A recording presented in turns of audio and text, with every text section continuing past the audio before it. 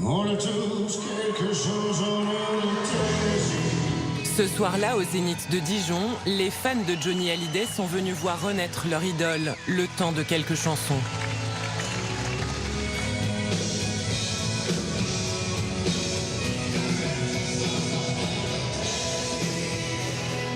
En fermant les yeux, en écoutant, c'est pas vrai, Johnny est revenu. Malheureusement, ça ne dure qu'un instant.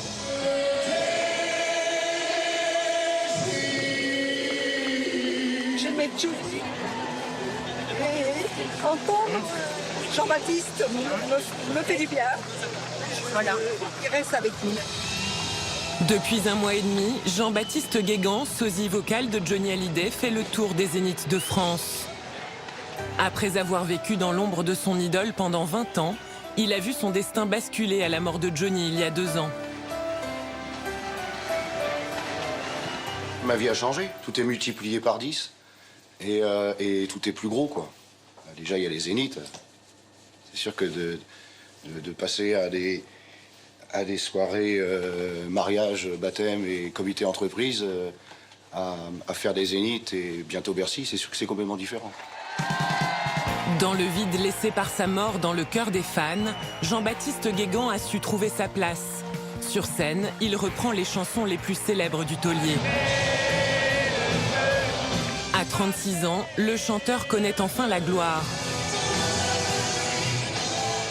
Et une vie qu'il n'aurait jamais osé espérer.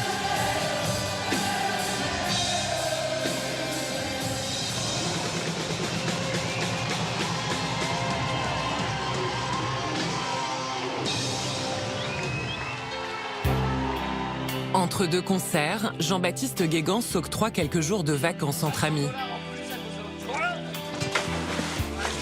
En Floride, aux États-Unis, le pays que Johnny Hallyday chérissait.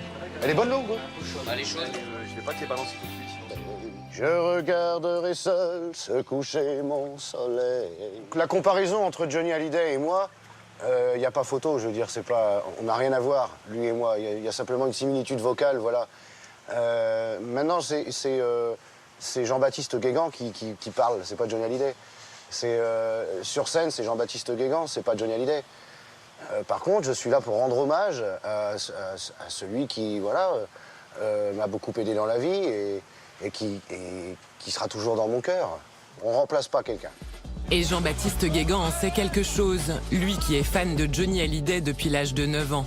C'est en écoutant ses albums en boucle qu'il a appris à chanter, avant de se produire dans des bars et des campings pendant 20 ans sous le pseudo Johnny Junior. Oh Marie, si tu savais tout le mal que l'on me fait. Une époque aujourd'hui révolue.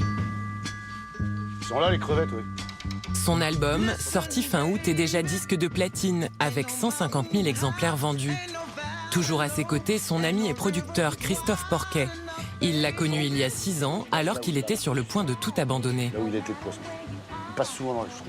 J'ai connu ce qu'on appelle entre 2013 et 2017, ce qu'on appelle le creux de la vague. Voilà. J'étais un petit peu perdu, quoi. Voilà, mais je m'en suis sorti justement parce que, grâce à Christophe, voilà, qui m'a appelé. Il m'a dit qu'est-ce que tu fais en ce moment? Je lui dis plus rien. J'avais presque plus de boulot, je faisais des trucs merdiques. Alors que c'était pas du tout ce que je faisais avant, donc c'était compliqué quand même de taper du pied et de remonter. Il y avait ça, plus les excès de tant d'autres choses, l'alcool, voilà, et autres. Et donc il m'a récupéré quand même dans un état qui était pas terrible. Pourtant, Christophe Porquet n'a jamais douté du potentiel de son poulain. Allez, on le remet vite dans l'eau. Quand j'ai rencontré Jean-Baptiste la première fois, moi je m'occupais de toute la partie animation et je produisais une tournée d'été. Et puis, et lui chantait sur la terrasse de la brasserie du casino. Et quand le directeur du casino m'a dit écoute un petit peu parce que tu vas voir c'est extraordinaire la voix qu'il a, j'étais persuadé qu'il se foutait de moi. J'étais persuadé que c'était absolument pas du tout sa voix, que c'était une bande son, que c'était un playback et j'y croyais pas du tout. Donc je lui ai dit tiens tu devrais plutôt travailler avec des musiciens parce que c'est dingue, t'as un talent de dingue. Mais à l'époque ça l'intéressait pas et puis il disait moi je vois pas l'intérêt de bouger de ma Bretagne tant que Johnny est là, il est là, il fait le boulot, tout va très bien. Mais la mort de Johnny va tout changer. Un an après, le Breton participe à l'émission La France a un incroyable talent, qu'il remporte.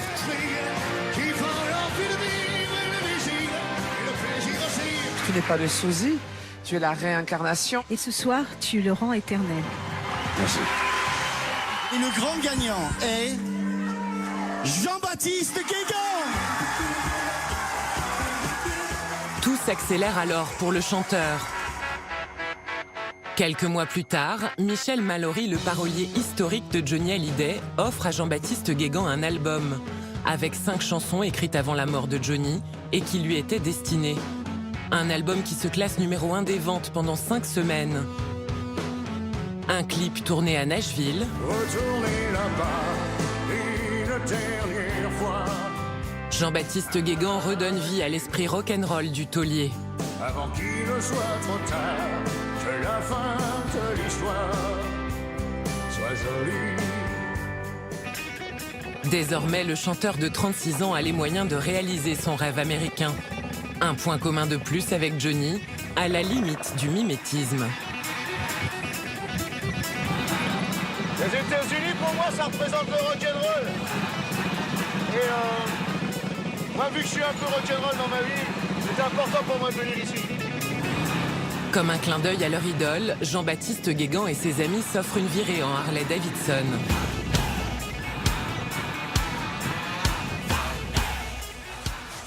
Est-ce que c'est l'heure? Est-ce que c'est l'heure? Alain Bernard, surnommé Zébulon, a bien connu Johnny Hallyday. Le garage de ce Français qui vit en Floride depuis 30 ans est une caverne d'Ali Baba pour les passionnés de moto. Moi qui suis un grand fan de Johnny Hallyday et toujours dans le respect, il avait cette passion-là aussi. Et ça reste quelque chose de magique pour moi, de pouvoir suivre et d'être sur les traces, vraiment, de mon idole, quoi. Cette moto, le taulier l'a conduite pendant toute une tournée. Pour Zébulon, qui en est l'heureux propriétaire, Johnny Hallyday, c'est une religion. Tu matches? Il est venu, il m'a signé la moto, il m'a serré la main, je n'osais même pas le regarder. J'ai eu beaucoup de chance de le rencontrer et d'être ami avec lui. Johnny, c'est notre père, notre frère, notre oncle, On vit notre vie à travers ses chansons, quoi. Souvent, on me la pose cette question. Ouais. Ouais, t'as déjà rencontré Johnny? J'ai dit non, j'ai pas eu cette chance. Mais en même temps, je suis content de ne pas avoir eu cette chance. Ouais. Parce que je garde en moi le mythe. Tout comme son idole aimait le faire, Jean-Baptiste Guégan veut personnaliser une moto. Et c'est dans un autre temple des grosses cylindrées qu'il va dénicher la perle rare. T'as raison. Oui, c'est pas mal non plus, ça. C'est même, je préfère même. Ici, pas de modèle à moins de 20 000 €.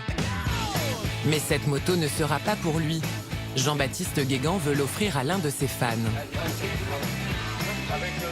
Aujourd'hui, je pense que je fais partie des privilégiés. Quand on peut se permettre de donner, parce que moi, je reçois. Donc, si on peut se permettre de donner, voilà, c'est que du bonheur. Un cadeau qu'il offrira lors de son concert à l'Accor Arena de Paris dans un an, le 6 décembre 2020. Une date symbolique, celle de l'anniversaire de la mort de Johnny Hallyday. L'heureux élu sera tiré au sort. 15 jours plus tard, en France, nous retrouvons Jean-Baptiste Guégan qui a repris sa tournée.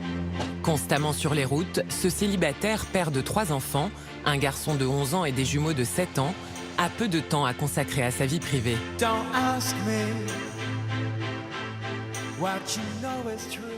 Ça me fait du mal parce que je passe du coq à l'âne en fait. Avant j'étais très souvent avec eux, je les voyais tous les jours. Et maintenant je les vois plus. Donc c'est quelque chose de très pénible pour moi à porter. Donc déjà j'ai la pression de la scène, j'ai la pression de la médiatisation. Et en plus de ça, j'ai une pression sur les épaules qui est de pouvoir voir mes enfants et quand est-ce que je vais les voir. Et ben c'est un peu pénible, oui. Un sacrifice que Jean-Baptiste Guégan va faire pendant 1 an. 50 dates supplémentaires viennent d'être ajoutées à sa tournée.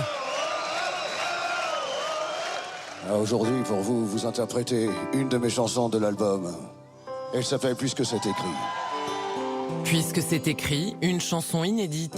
Je t'aimerai jusqu'au jour où finira ma vie. Une façon de commencer à exister par lui-même C'est écrit. et de tracer sa propre voie.